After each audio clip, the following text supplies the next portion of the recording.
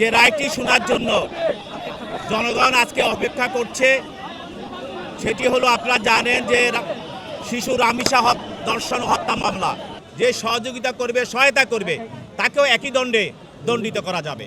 তাকে হত্যা থেকে নিবৃত্ত করার জন্য, দর্শন থেকে নিবৃত্ত করার জন্য কোনো রকম চেষ্টা করে নাই, বরং সে তার স্বামীকে পালিয়ে যাওয়ার জন্য দরজা বন্ধ রেখে সেখানে জানালা দিয়ে সে বের হওয়ার জন্য, পালিয়ে যাওয়ার জন্য সে সহযোগিতা করেছে।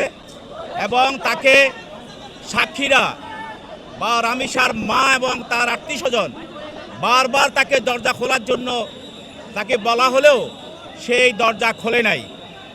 এবং সে যখন তাকে দর্শন করা হয় রামিসাকে, তখনও তার ক্ষমতা ছিল, তার সেই ইচ্ছা করলে দরজা খুলে ডাক চিৎকার দিয়ে তাকে রক্ষা করার জন্য চেষ্টা করতে পারত, সেটাও সে করে নাই।